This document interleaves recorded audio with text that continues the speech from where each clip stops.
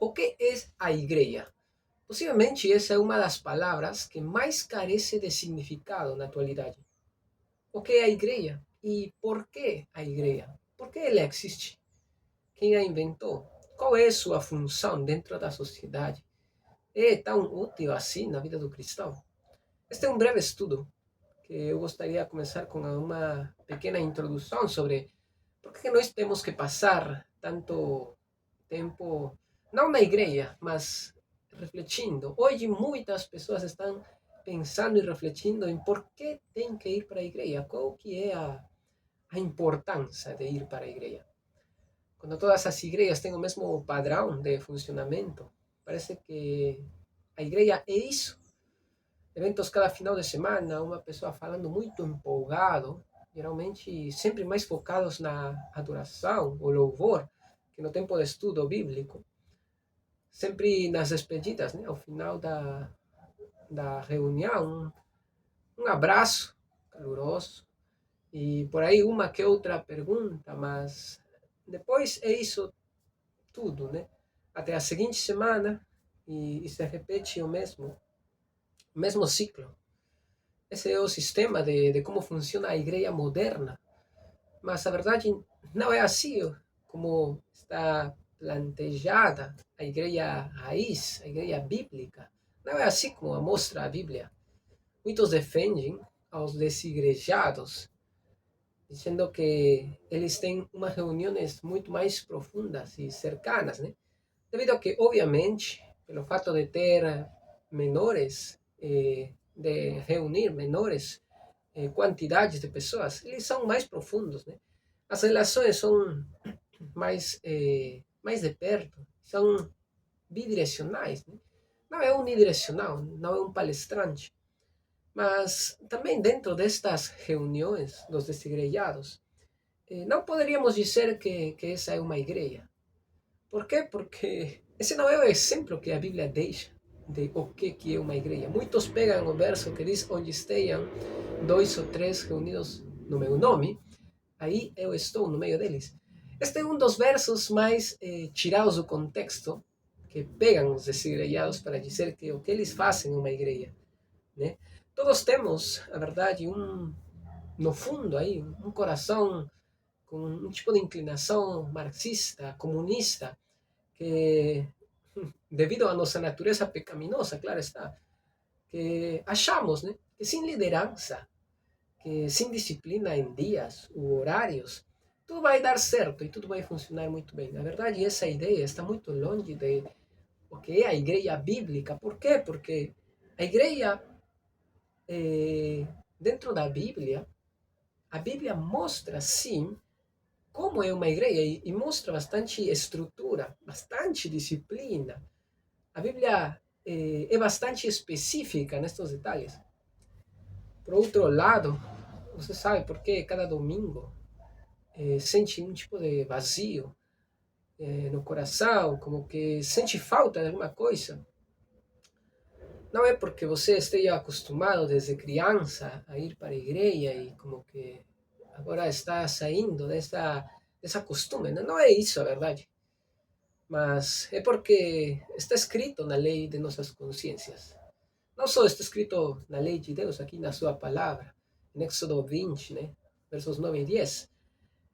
Domingo é o dia do Senhor, 6 dias trabalharás, mas o sétimo dia dedicarás, dice, tu e tua família ao Senhor. Não tem que trabalhar nem teu criado, é isso que diz a Bíblia, né? Não é porque está escrito aí, mas também isso está escrito nas nossas consciências. É por isso que cada domingo nos sentimos como que alguma coisa estamos fazendo errado, sentimos falta de algo. Quem diga que isso não lhe afeta, a verdade é porque não é filho de Deus. Essa é a verdade.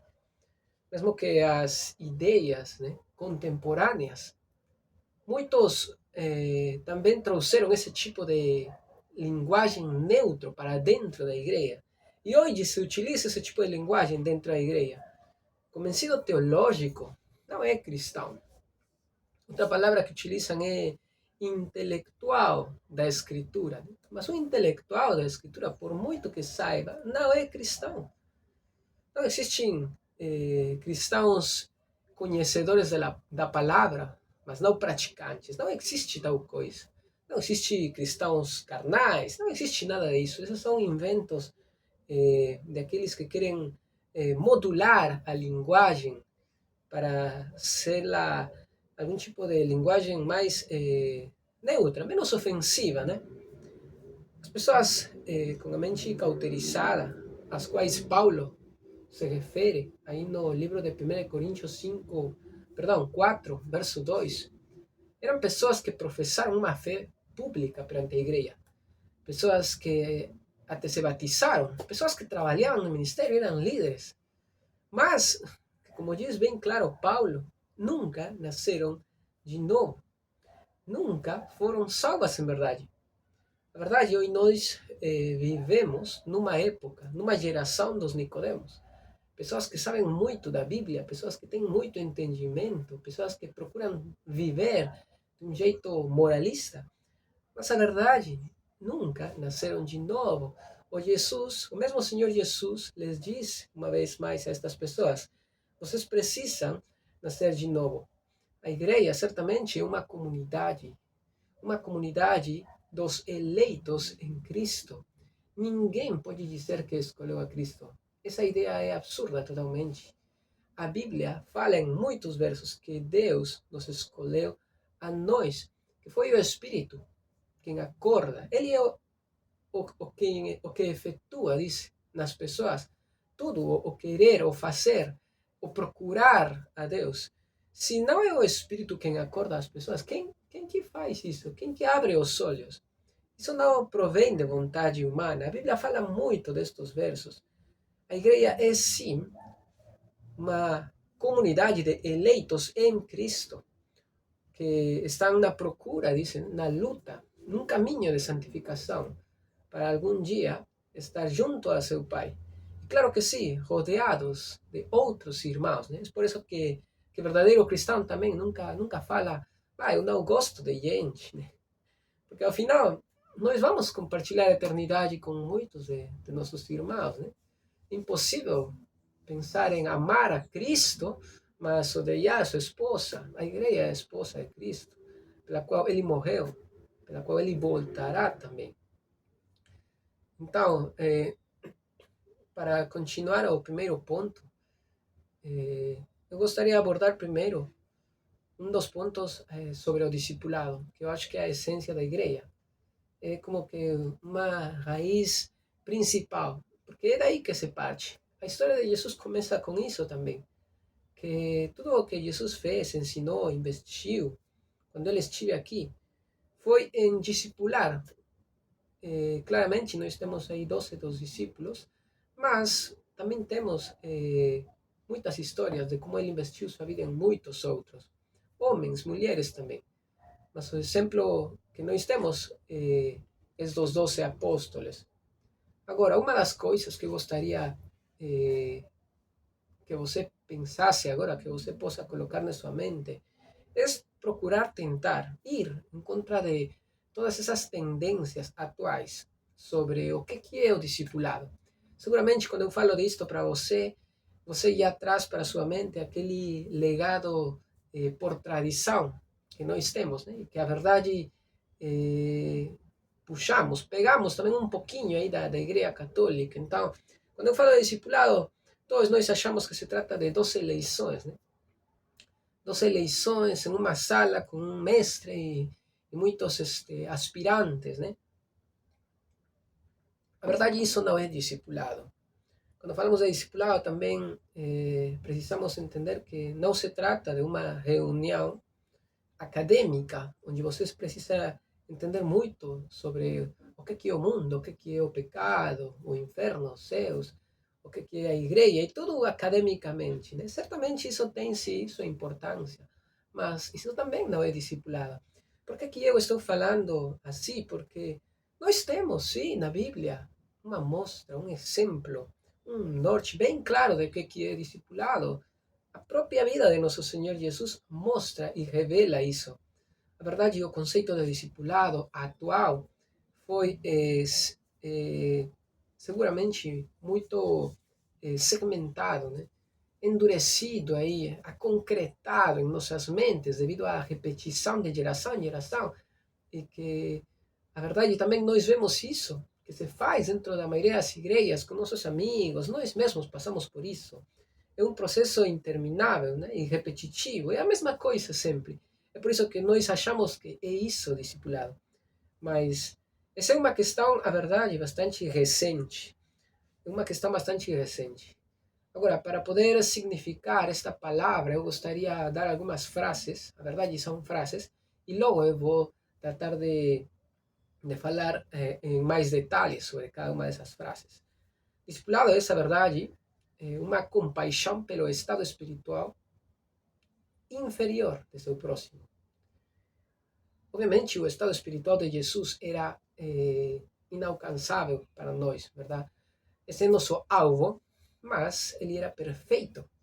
Então, obviamente, é por isso que falamos que ele, em referência a nós, tinha uma compaixão espiritual inferior, procurando-nos puxar, procurando-nos atrair para ele.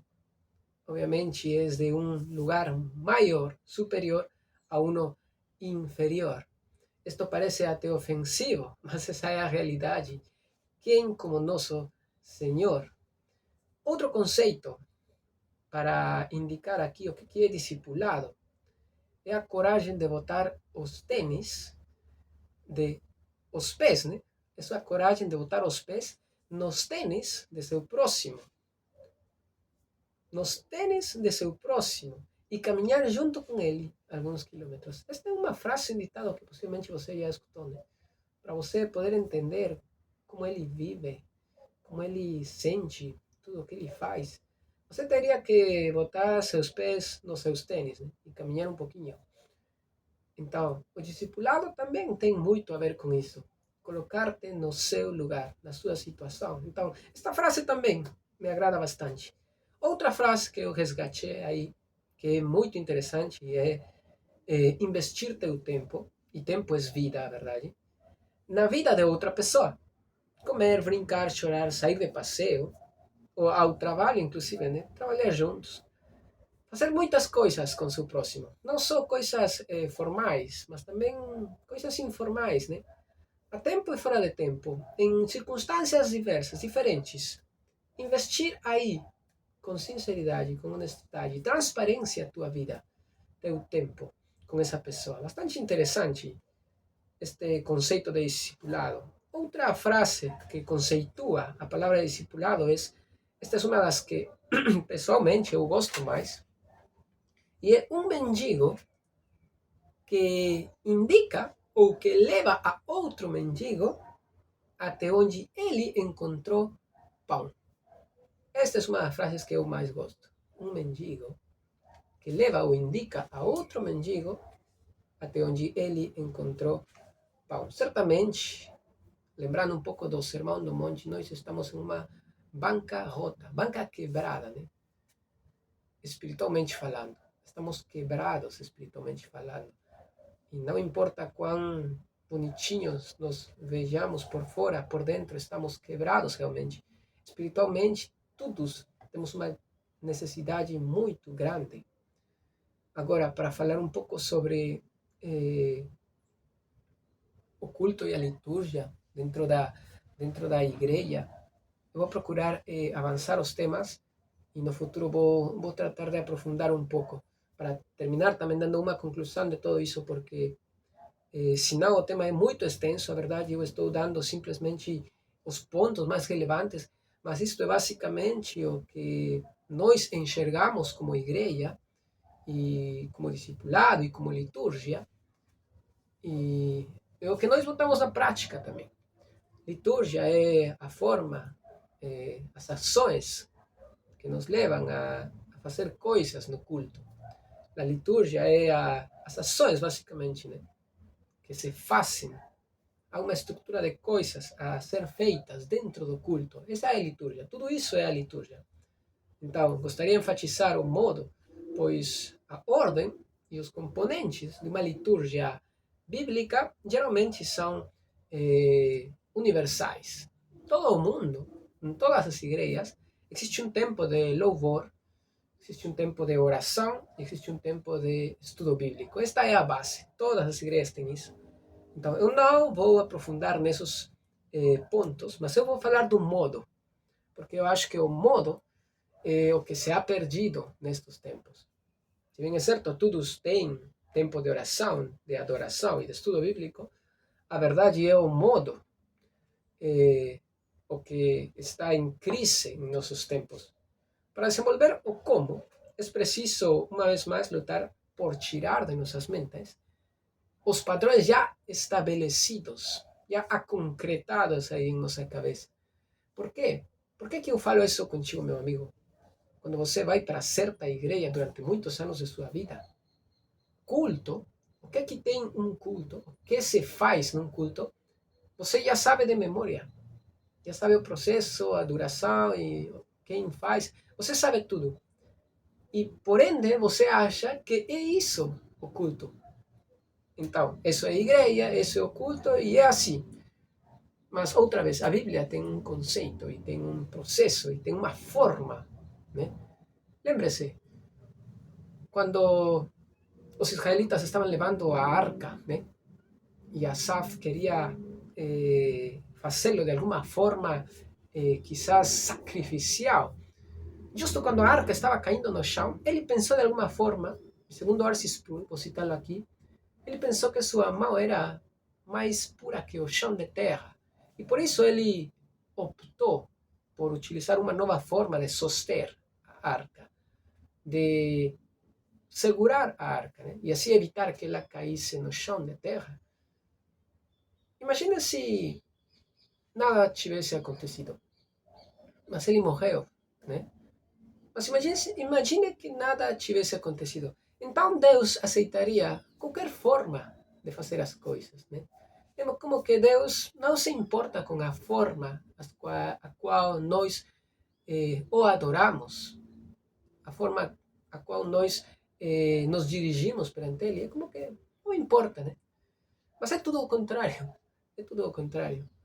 Deus nos dá assim uma forma, como, e quando nós não o respeitamos, simplesmente Deus não presta para isso. Eu vou deixar uma tarefa para você. Você realmente acha? Tipo, Deus está em todas partes e sabe tudo, e Ele escuta tudo, claro que sim. Mas você realmente acha que Deus está prestando aí para as orações dos ímpios? Imagine quanto ímpio há por aí pedindo coisas para Deus. Ou inclusive, pessoal que acha que é cristão, mas que em verdade é ímpio, e que pede e pede e pede coisas para Deus. Você acha que Deus ouve essas orações? Então, o como é muito importante. A forma. Para desenvolver o como, uma vez mais, quero lembrar a você que devemos tirar todas essas ideias que nós temos da tradição. Estou falando de um contexto evangélico. E vamos apontar aqui um dos primeiros porquês. Por que a reverência no culto, meu amigo? Uma das coisas mais importantes. Dizem que ser enérgico, eufórico e até gritão é coisa de brasileiro. Mas a verdade, isso não é certo, meu amigo. Eu estive em alguns outros países e a verdade é que ser enérgico e gritão e eufórico e tudo isso não é só questão de brasileiro. Lá no Peru, em Colômbia, países de Centroamérica, muitos deles também são assim. Os chinos, o pessoal da China, tem muito pessoal que é assim. Bah, os australianos, meu amigo, são muito mais possivelmente que os brasileiros. Africanos, muito mais que os brasileiros. Então, não é que esse jeito aí é coisa de brasileiro, não. Os excessos, meu amigo, os excessos existem em todas partes. Outros dizem que é uma questão de personalidade, né?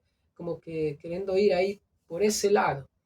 Mas nesse caso, introvertidos seriam adoradores muito ruins também, não acha?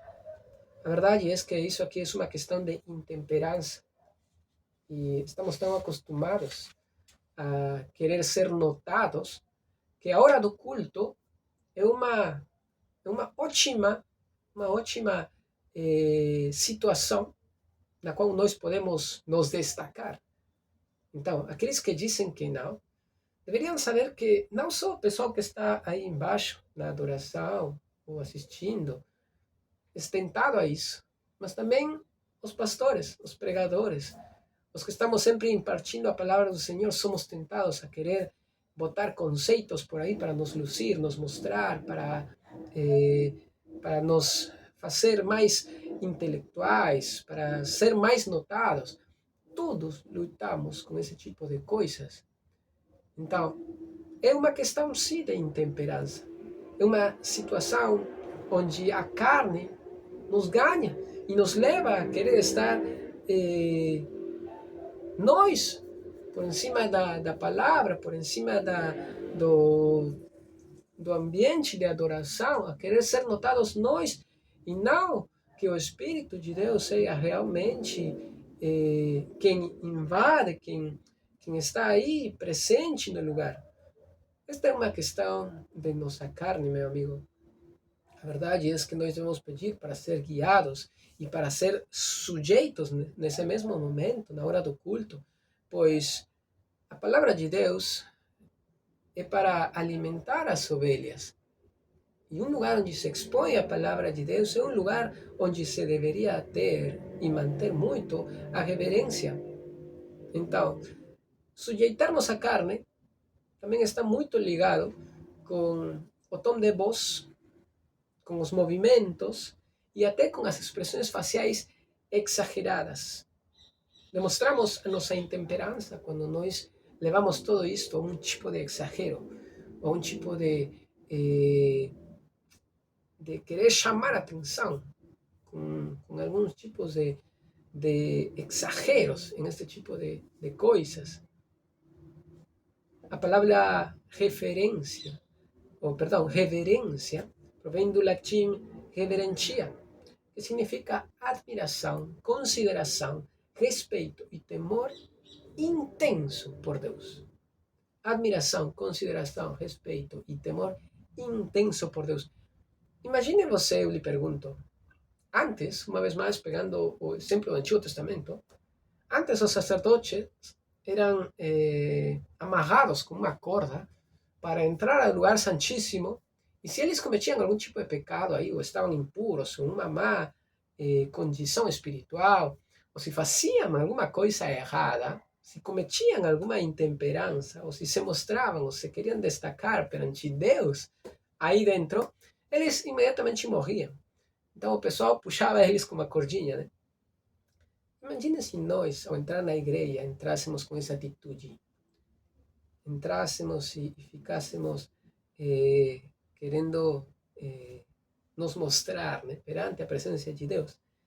Quantos não terminariam mortos na hora do culto, meu amigo? Agora, eu gostaria de ir finalizando já com esta parte. Por que o culto? Esta é a segunda pergunta. Por que o culto? Por que temos que ir a cultuar, né? Mas claro, por que temos que ter um culto? Por que temos que ir a cultuar? Nesta parte, não investirei muito minhas forças em, em explicar e em afundar aí nos versos que geralmente se falam, se pregam, né? Como, por exemplo, um muito forte, Éxodo 29, que fala aí bem claro de o dia do Senhor, né? Quarto mandamento. Também não vou falar de Hebreus 9, 10, 25, que diz não deixando de congregar-se. Não vou investir meu tempo, minhas forças nisso aqui. Eu vou abordar esta pergunta com uma nova pergunta, porque acho que o contexto perante o qual se levanta esta pergunta demanda como resposta uma nova pergunta. E eu vou colocar essa pergunta perante você. Ímpio pode participar do culto? Acho que essa é a pergunta mais pertinente. Ímpio pode participar do culto? Lembrando que até o século IV depois de Cristo, os cristãos eram perseguidos. Então, essa situação levou a eles a se reunir em casas, muitas vezes a escondidas. Essas eram as igrejas. A grande mudança aconteceu no ano 313 depois de Cristo, quando o imperador Constantino publicou o Edito de Milão, concedendo liberdade de culto aos cristãos. A partir daí, os cristãos puderam construir edifícios destinados exclusivamente para a adoração. Este é o contexto cultural, meu amigo, de como começou todo isso de os cultos abertos, públicos, em lugares específicos. Mas onde começou a ideia de convidar ímpios ao culto? Quem que teve essa ideia, né? Jesus pregava, certamente, para multidões de ímpios e cristãos, crentes. Mas esses não eram cultos. Esses eram possivelmente mais como tempos de evangelismo. Em Atos, a pregação apostólica também, frequentemente, concorria, reunia a muitas pessoas em lugares abertos, mas esses também não eram cultos, né? Então, a prática de poder receber visitantes não cristãos no culto é pressuposta pelo próprio apóstolo Paulo em 1 Coríntios 14, 23 ao 25. Eu vou ler aqui para você. Ele diz que se algum ímpio entra na assembleia e a palavra é proclamada fielmente, o incrédulo pode ser levado a reconhecer verdadeiramente Deus está entre vós. O contexto é que aí na igreja, né, haviam profetas e havia pessoas que estavam falando em línguas. E aqui o apóstolo Paulo fala, né, se vocês estão falando em línguas e se acontece todo esse caos, né, gritaria por aqui, alguns estão jogados no chão por aqui. Se está acontecendo tudo isso, imagina que entra um incrédulo, passa por aí um incrédulo, em vez de ele querer entrar ou participar para escutar a palavra de Deus, ele se vai simplesmente a assustar, né? Então, se tudo se faz com ordem, e aí vem o verso, né? Imaginem que se está pregando, e assim é como deve ser, se está pregando, proclamando a palavra de Deus fielmente. Então, esse ímpio, esse incrédulo, vai poder entender, se Deus quiser, pode acordar ele e botar convicção de pecado no seu coração, e ele pode reconhecer realmente que Deus está entre eles, entre a igreja. Então, fora isso, é uma ideia recente o fato de moldar todo o culto para outro tipo de perspectivas, né? Fora daquilo. Este é o contexto qual nós vemos. Mas eu quero te dizer isso aqui para ir terminando já. Essa ideia, meu amigo de culto, que nós temos hoje, é uma ideia bem recente. E o fato de que as pessoas estejam moldando, né?